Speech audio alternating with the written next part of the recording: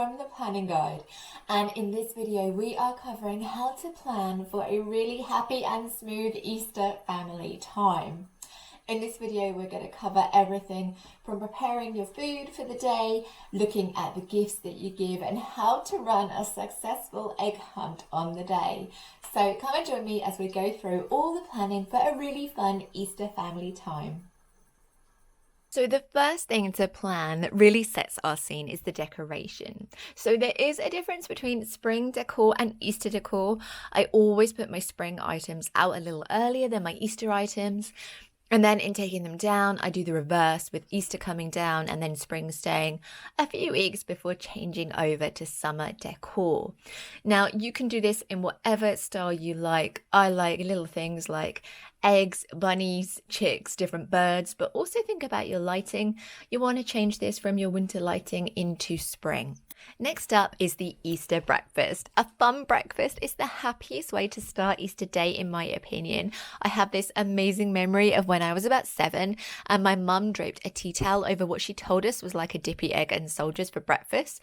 My sister and I run to the table, take off the tea towel. The egg isn't a usual egg. It's a toy chick in like a half open egg with toast next to it.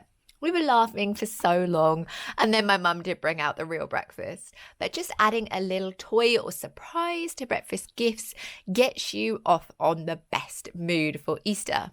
You will also see in supermarkets that they're doing egg-shaped crumpets or pancakes, anything that you like. Here I'm showing you an example of a pastry bunny that I covered in chocolate and raspberries, and then we also have some options of the crumpet bunny, and then this was toast that I cut into bunny shapes for dippy eggs.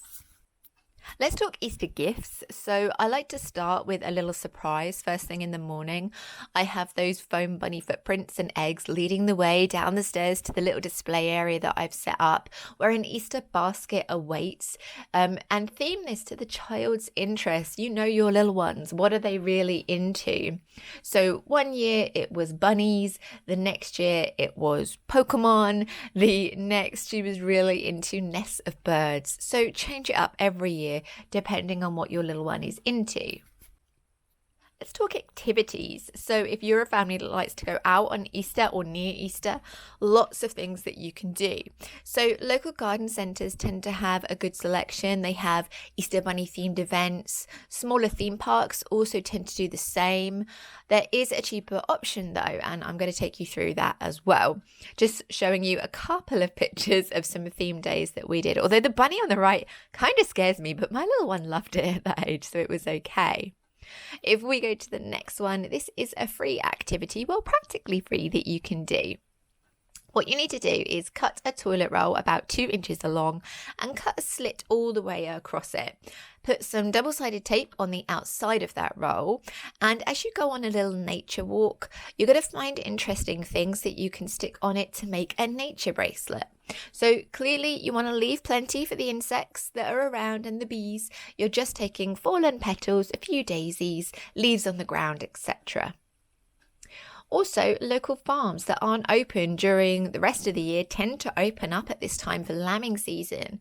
So you can do a bit of education work with your little one at the same time as having some really cute photo opportunities with chicks and lambs. Okay, let's talk about the main event for Easter, which is, of course, the Easter lunch.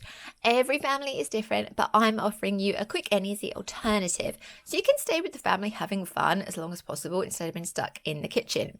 So I'm suggesting a shoulder of pork from a local farm for about 6 people, will cost you about £15. This cut is really easy to cook. You rub salt and oil on the top where the score lines are, place it in a high temperature oven for 30 minutes, then cook it for 30 minutes at a lower temperature per half kilogram. So that's going to be about another 2 hours on this size. That's plenty of time to prepare everything else without being in a rush or being stuck there too long. You want to think about your roast potatoes next. Give them 15 minutes in boiling water with some salt, drain, put them back in the pan, add salt, pepper, a little fat, roast potato seasoning if you've got it. Put the lid on, shake for a few seconds before laying in a hot roasting dish with some hot fat in. Leave it for 1 hour.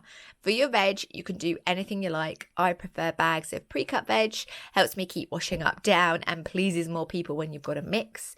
I steam them for 10 minutes, but after 8 minutes, I pop in a little bit of dry parmesan and some honey.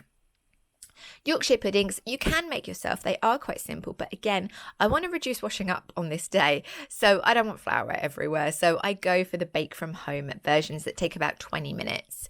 But the applesauce I do make myself because it's really quick and simple. It's 2 ingredients. You're going for 2 apples peeled and chopped into really small pieces.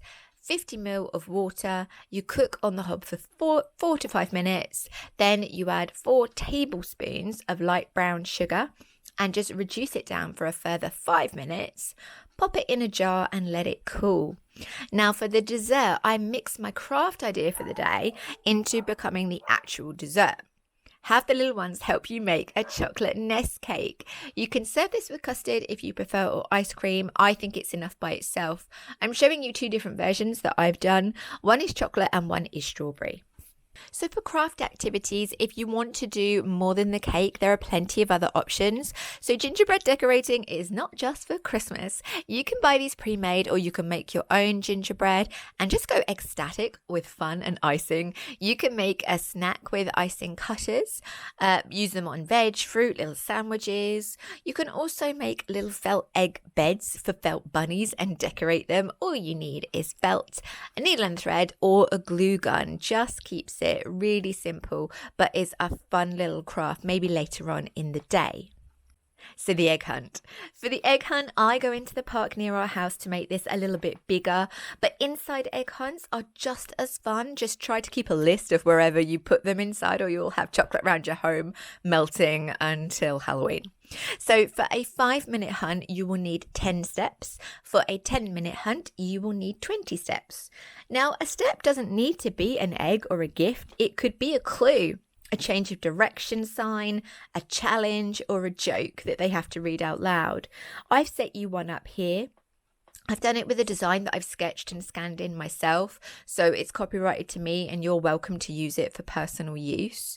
Now, egg hunts are great for all ages and you can make your egg hunt just right for your little ones that are taking part. When my daughter was really small, we placed the plastic eggs in front of her with a basket and she had fun for ages, just putting them in and out. I also made her a cute little felt lamb when she was small as a keepsake, and we get it out every Easter. But if you've got older ones that are going to want a more adventurous egg hunt, then just go for it and make it as ecstatic as you want. So that's it. That is the planning for Easter. You've covered everything from decoration, the Easter breakfast, the gifts, the activities, the lunch, and the egg hunt itself. If you've got anything that you would like to share with everyone else that you like doing for Easter, please pop it in the comments. If you like this video, give me a thumbs up. And if you want to see other planning tips for seasonal events, please subscribe to the channel and you'll see them pop up. Thanks very much. Speak to you real soon.